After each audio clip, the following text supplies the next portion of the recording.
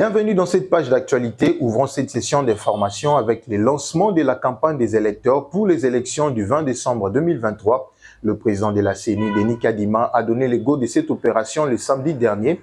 À cette occasion, il a invité la société civile, les confessions religieuses, le peuple autochtone et les médias à une sensibilisation maximale pour la réussite des élections. En rapport avec toutes les cartes défectueuses, Denis Kadima a annoncé les remplacements d'ici le 20 décembre 2023.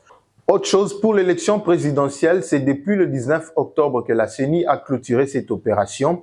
Au total, 24 candidats ont été enregistrés au BRTC CENI. L'un des candidats, Seth Kikouni, vient d'attaquer Félix Tshisekedi à la Cour constitutionnelle pour invalidation de sa candidature. Selon ses avocats qui ont introduit cette plainte à cette instance judiciaire, Tshisekedi doit être invalidé pour défaut de qualité, inscription pirate. Sur ces plateaux, nous allons prendre en duplex Maître Dieudonné Kaninda depuis Lubumbashi pour nous expliquer en quoi, qu'est-ce que dit la loi concernant ces sujets. Bonjour Maître Kaninda.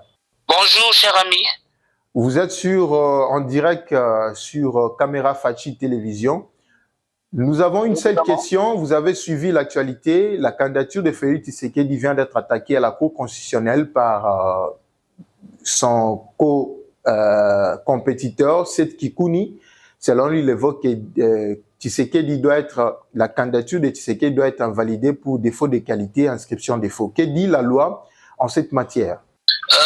Écoutez, vous savez, il y a des candidats qui sont en perte de vitesse et ils pensent qu'en utilisant le nom du chef de l'État qui est candidat à sa propre succession pour attirer la sympathie de certaines populations, de certains Congolais pour avoir plus de voix. Vous savez, le monsieur a été candidat en 2018, incapable d'avoir même 1000 voix, même sa femme à la maison n'a pas voté pour lui. Et en fait, concernant ce qu'il il attaque la Cour constitutionnelle, cette requête, elle sera jugée recevable, mais non fondée, car la loi congolaise est très claire dans la matière.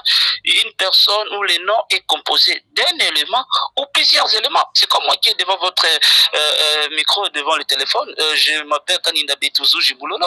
Donc, d'autre part, Kaninda Betou, donc cela ne pose pas un problème. Nous estimons que ce sont des opposants qui sont en perte de vitesse. En 2 mois des élections, on lieu et place de préparer sa base et ils préfèrent le clientélisme, ils préfèrent de se lancer dans des polémiques inutiles qui ne servira à rien pendant que les autres candidats se préparent pour affronter les...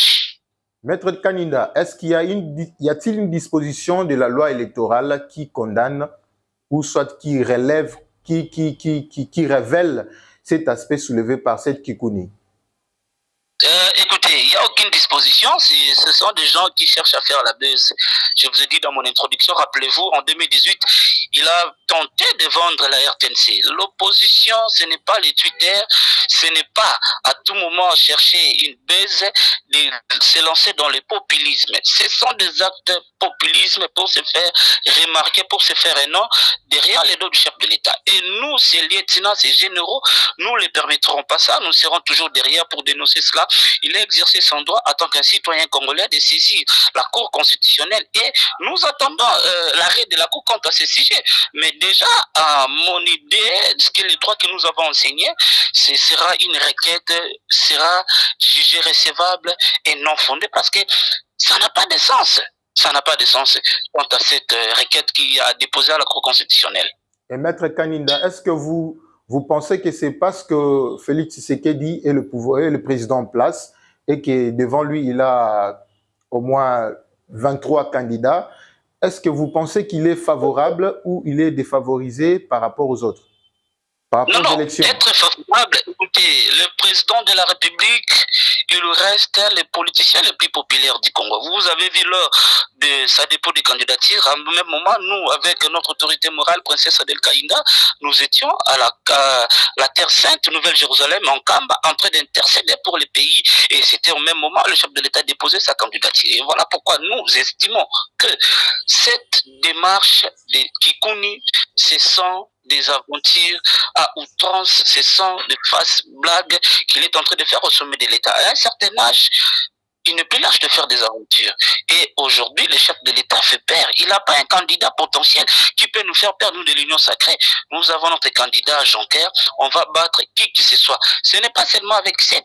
Il y a encore d'autres, le monsieur de Kacheboué, il se pose un problème de sans nationalité où le certificat avait été annulé à l'époque, Tambo Mamba, ministre de la Justice. Et aujourd'hui, nous ne savons pas par où il a récupéré ces documents qu'on ne reçoit qu'une fois dans la vie. Et bien voilà, nous estimons que c'est la paire à changer de cas. Ce n'est plus les cas des opposants qui prétendaient être plus populaires, qui prétendaient avoir gagné des élections, mais c'est un opposant qui vient de se faire remarquer dans le mal pour chercher un peu à se faire une baise au sein des réseaux sociaux et tirer la sympathie de la population. Voilà. Et maître, pourquoi cette confusion? Est-ce qu'il n'est pas l'idée en tête des... quelle est l'idée, en fait, voulais-je dire, en tête, que cette Kounioré pour attaquer Félix Tshisekedi à la Cour constitutionnelle? Il a saisi la Cour constitutionnelle, il a exercé son droit en tant que citoyen congolais.